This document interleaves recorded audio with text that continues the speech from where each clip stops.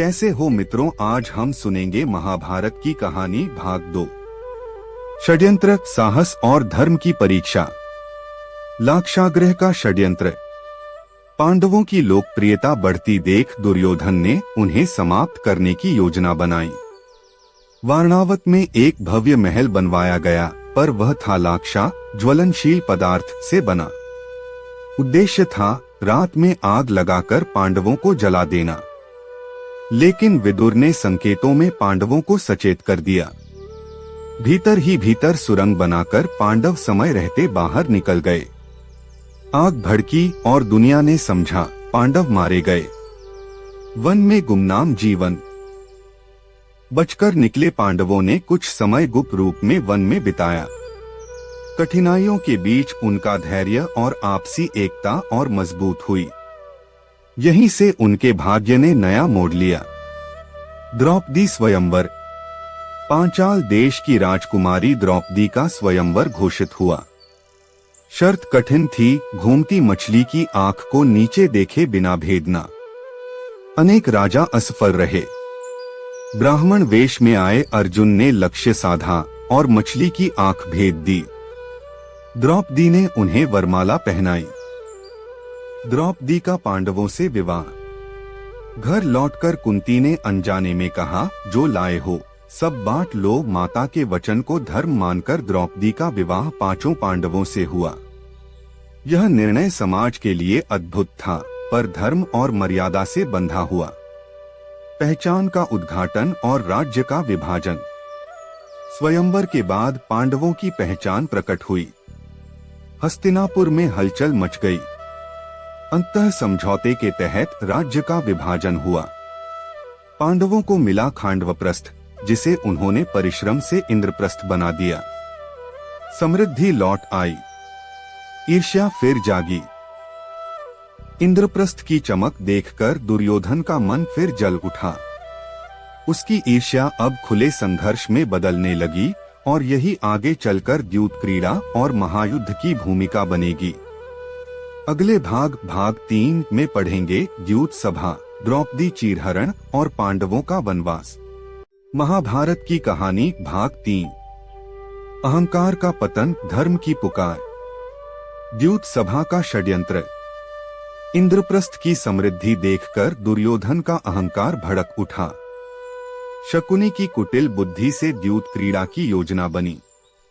धर्मप्रिय युधिष्ठिर चुनौती स्वीकार कर बैठे। यहीं से अनर्थ की शुरुआत हुई। एक एक कर वे धन, राज्य, अपने भाई और अंत में स्वयं को हार गए। द्रौपदी का अपमान। हार के बाद द्रौपदी को सभा में बुलाया गया। उन्होंने प्रश्न किया, जो स्वयं को हार चुका हो, क्या वह किसी और को दांव पर लगा सकता है? सभा मौन रही। अपमान की सीमा पार होने लगी, पर द्रौपदी ने श्री कृष्ण को पुकारा। प्रभु की कृपा से उनकी मर्यादा की रक्षा हुई। यह धर्म की विजय थी। भीष्म, विदुर और कृष्ण की चेतावनी। सभा में भीष्म और विदुर के हृदय व्यथित थे। उन्होंने चेताया, अधर्म का फल भयंकर होता है। श्री कृष्ण ने भी धैर्य और न्याय का मार्ग सुझाया, पर अहंकार ने किसी की न सुनी। वनवास का दंड। नियम के अनुसार पांडवों को 12 वर्ष वनवास और 13वां वर्ष अज्ञातवास मिला। अन्याय सहकर भी उन्होंने संयम नहीं छोड़ा। वन में कठिन तपस्या, धैर्य और आत्मबल से वे और अधिक दृढ़ बने। धर्म का दीपक। वनवास के दौरान भी पांडवों ने धर्म नहीं छोड़ा।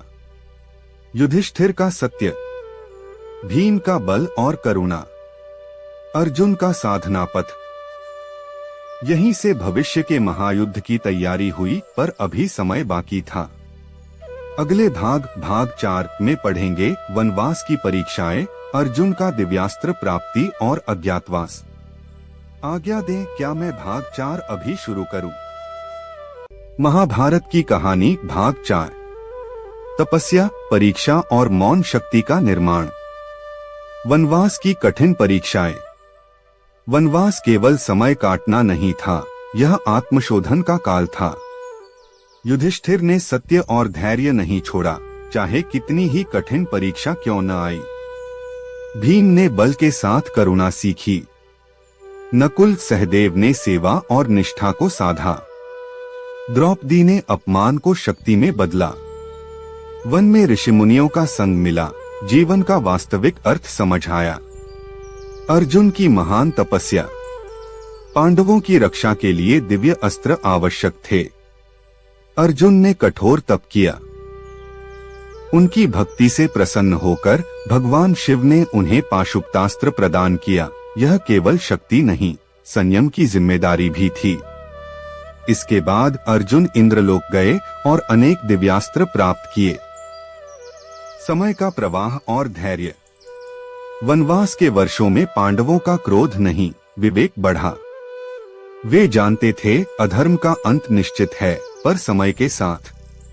अज्ञातवास की शुरुआत। 13वां वर्ष आया, अज्ञातवास। शर्त थी, पहचान खुली तो फिर वनवास। पांडव पहुंचे विराट नगर और अलग अलग रूप धारण किए। युधिष्ठिर कंक राजा के दरबार में, भीम वल्लभ रसोई में, अर्जुन बृहन्नला नृत्य संगीत शिक्षक, नकुल घोड़ों की देखभाल, सहदेव गायों की सेवा, द्रौपदी सैरंध्री रानी की सेविका। मौन में छिपी शक्ति। अज्ञातवास में अपमान सहा गया, पर धैर्य नहीं टूटा। पांडव जानते थे शक्ति का सबसे बड़ा प्रमाण उसे छिपा पाना है। अगले भाग 5 में पढ़ेंगे कीचक वध, विराट युद्ध और पांडवों की पहचान का उद्घाटन। कहिए, क्या मैं भाग 5 अभी शुरू करूं? महाभारत की कहानी भाग 5। अहंकार का अंत, वीरता का उदय। कीचक का अत्याचार। विराट नगर में कीचक सेनापति था, बलशाली पर अहंकारी। उसने द्रौपदी सैरंध्री को अपमानित किया। द्रौपदी ने यह अन्याय सहा नहीं, पर शांति से सही समय की प्रतीक्षा की। उन्होंने भीम वल्लभ को संकेत दिया, धर्म अब मौन नहीं रहेगा। कीचक वध। रात के अंधेरे में नृत्यशाला में भीम ने कीचक को ललकारा। अहंकार और बल के घमंड का वहीं अंत हुआ। यह संदेश था, स्त्री का अपमान महाविनाश को बुलाता है। कौरवों का विराट पर आक्रमण। पांडवों की खोज में कौरवों ने विराट की गोधन पर आक्रमण किया। राजा विराट भयभीत थे। तभी उत्तर कुमार के साथ रथ पर सवार हुए बृहन्नला। अर्जुन पर शर्त अब भी थी, पहचान छिपी रहे। अर्जुन की दिव्य वीरता। रणभूमि में अर्जुन ने अपना गांडीव उठाया। कौरवों की पूरी सेना भीष्म द्रोण कर्ण को उन्होंने पराजित किया, पर वध नहीं किया। युद्ध जीतकर उन्होंने शत्रुओं को सम्मान सहित लौटाया। यही क्षत्रिय धर्म था। अज्ञातवास की पूर्णता। 13वां वर्ष पूरा हुआ। पांडवों की पहचान प्रकट हुई। विराट चकित थे। जिन सेवकों को उन्होंने देखा था, वे थे युग के महान वीर। विराट ने अपनी पुत्री उत्तराह का विवाह अभिमन्यु से किया। नए संबंध बने। शांति का अंतिम प्रयास। अब पांडवों ने अपना राज्य मांगा, केवल 5 गांव। श्री कृष्ण शांति दूत बनकर हस्तिनापुर गए, पर दुर्योधन ने कहा, सुई की नोक जितनी भूमि भी नहीं दूंगा। यहीं से महायुद्ध अवश्यंभावी हो गया। अगले भाग 6 में पढ़ेंगे कृष्ण का शांति दूत बनना, कुरुक्षेत्र की तैयारी, गीता का उपदेश। महाभारत की कहानी भाग 6। शांति का अंतिम प्रयास और गीता का अमर संदेश। श्री कृष्ण का शांति दूत बनना। महायुद्ध टालने के लिए श्री कृष्ण स्वयं हस्तिनापुर पहुंचे। उन्होंने धृतराष्ट्र, भीष्म, द्रोण और दुर्योधन को समझाया, अधर्म से मिली विजय टिकती नहीं। 5 गांव दे दो, रक्तपात रुक जाएगा। पर दुर्योधन का अहंकार अडिग रहा। उसने कृष्ण को बंदी बनाने तक का दुस्साहस किया। प्रभु ने अपना विश्व रूप दिखाया, सभा कांप उठी, पर दुर्योधन का हृदय नहीं पिघला। युद्ध की अनिवार्यता। शांति असफल हुई। दोनों पक्ष कुरुक्षेत्र में एकत्र हुए। शंखनाद हुआ। पांडवों की ओर से पांचाली की प्रतिज्ञा, कौरवों की ओर से अहंकार। सेनाएं सजी, रथ खड़े हुए। इतिहास का सबसे बड़ा युद्ध सामने था। अर्जुन का विषाद। रणभूमि में अपने गुरु, पितामह, बंधु बांधव देखकर अर्जुन का मन डगमगाया। गांडीव हाथ से गिर पड़ा। उन्होंने कहा, अपने ही लोगों को मारकर राज्य का क्या अर्थ। यह था विषाद, मानव मन का सबसे सच्चा क्षण। श्री कृष्ण का गीता उपदेश। यही भगवद गीता का जन्म हुआ।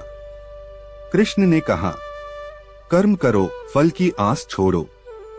आत्मा अमर है, शरीर नश्वर। धर्म के लिए किया कर्म पाप नहीं। भक्ति, ज्ञान और कर्म तीनों का संतुलन ही जीवन का मार्ग है। अर्जुन का मोह टूटा। उन्होंने कहा, हे केशव, आपकी आज्ञा शिरोधार्य है। युद्ध का आरंभ। अर्जुन ने गांडीव उठाया। कृष्ण ने शंख पांचजन्य फूंका। भीष्म का शंख देवदत्त गूंजा और महाभारत का युद्ध आरंभ हुआ, जहां हर दिन एक नई परीक्षा थी। अगले भाग 7 में पढ़ेंगे। युद्ध के पहले दिन से भीष्म पर्व तक। भीष्म की प्रतिज्ञा और पतन। महाभारत की कहानी भाग 7। भीष्म पर्व, प्रतिज्ञा, पराक्रम और पतन। युद्ध के प्रारंभिक दिन। कुरुक्षेत्र में युद्ध के पहले दिन से ही भीषण संग्राम छिड़ गया। कौरवों की सेना का नेतृत्व भीष्म पितामह कर रहे थे, जिनकी प्रतिज्ञा थी कि वे कौरवों की रक्षा करेंगे पर पांडवों को नहीं मारेंगे। भीष्म के रहते कौरवों का मनोबल ऊंचा था और पांडवों की सेना को भारी क्षति पहुंची। भीष्म की अजेयता। दिन पर दिन भीष्म का पराक्रम बढ़ता गया। उनके बाणों से आकाश ढक जाता और पांडवों की पंक्तियां डगमगा जाती। युधिष्ठिर चिंतित हुए, जब तक भीष्म जीवित हैं, विजय असंभव है। कृष्ण की रणनीति। श्री कृष्ण जानते थे, भीष्म स्त्री पर शस्त्र नहीं उठाते। समाधान था शिखंडी, जो पूर्वजन्म में अंबा थीं और भीष्म से प्रतिशोध का कारण बनी। कृष्ण ने अर्जुन से कहा, धर्म की रक्षा के लिए कभी कभी कठोर निर्णय लेने पड़ते हैं। निर्णायक दिन। युद्ध के 10वें दिन शिखंडी को आगे कर अर्जुन ने बाणवर्ष किया। भीष्म ने शिखंडी पर अस्त्र नहीं उठाए। अर्जुन के तीक्ष्ण बाणों से भीष्म का शरीर शरों की शैया पर टिक गया। भीष्म का पतन पर मृत्यु नहीं। भीष्म को इच्छा मृत्यु का वरदान था। वे धरती पर नहीं गिरे, बाणों की शैया पर लेटे रहे, सूर्य के उत्तरायण होने की प्रतीक्षा करते हुए। युद्ध थमा। दोनों पक्ष उनके चरणों में नतमस्तक हुए। भीष्म का उपदेश। शैया पर पड़े भीष्म ने कहा, अहंकार मनुष्य का सबसे बड़ा शत्रु है। धर्म वही है जो समय, करुणा और विवेक से जुड़ा हो। भीष्म पर्व का अंत हुआ, पर युद्ध नहीं। अब कौरवों की सेना का नेतृत्व संभालेंगे द्रोणाचार्य। अगले भाग 8 में पढ़ेंगे। द्रोण पर्व। अभिमन्यु का चक्रव्यूह। युद्ध का सबसे करुण अध्याय। महाभारत की कहानी भाग 8। द्रोण पर्व, ज्ञान का युद्ध और करुणा की चरम परीक्षा। द्रोणाचार्य का सेनापतित्व। भीष्म के पतन के बाद कौरवों की सेना का नेतृत्व द्रोणाचार्य ने संभाला। वे महान गुरु थे, अस्त्र शस्त्र के मर्मज्ञ, पर उनके हृदय में पुत्र अश्वत्थामा के लिए मोह भी था। द्रोण की रणनीतियों से युद्ध और अधिक जटिल हो गया। चक्रव्यूह की रचना। द्रोण ने चक्रव्यूह रचा, ऐसी युद्ध रचना जिसमें प्रवेश आसान पर निकलना अत्यंत कठिन। पांडवों में केवल अर्जुन पूर्णतः इसे भेद न जानते थे, पर वे उस दिन दूर मोर्चे पर उलझाए गए। अभिमन्यु का अद्भुत साहस। युवा अभिमन्यु ने कहा, मैं प्रवेश जानता हूँ। पांडवों ने भरोसा किया। अभिमन्यु चक्रव्यूह में घुसे, अद्भुत पराक्रम दिखाया, अनेक महारथियों को पीछे हटाया, पर बाहर निकलने का मार्ग न जानने के कारण वे घिर गए। नियमों का टूटना। युद्ध के नियम कहते थे एक पर घिरे हुए अभिमन्यु पर अनेक योद्धाओं ने एक साथ आक्रमण किया। यह युद्ध की मर्यादा का उल्लंघन था और महाभारत का सबसे करुण क्षण। अभिमन्यु की वीरगति। अभिमन्यु ने अंत तक हार नहीं मानी। उनकी वीरगति ने पांडवों को शोक में डुबो दिया और प्रतिज्ञाओं की आग जगा दी। अर्जुन की प्रतिज्ञा। पुत्र के वियोग में अर्जुन ने प्रतिज्ञा ली, सूर्यास्त से पहले जयद्रथ का वध करूंगा, नहीं तो अग्नि में प्रवेश करूंगा। द्रोण ने जयद्रथ की रक्षा के लिए अभेद्य व्यवस्था की, पर कृष्ण की लीला ने सूर्य को ढक दिया। भ्रम में जयद्रथ बाहर आया और प्रतिज्ञा पूर्ण हुई। द्रोण का अंत समीप। युद्ध आगे बढ़ा। द्रोण को रोका नहीं जा सका। तब एक कठिन सत्य सामने आया, जिसने अगले अध्याय की दिशा बदल दी। अगले भाग 9 में पढ़ेंगे। द्रोणाचार्य का पतन। कर्ण पर्व की शुरुआत।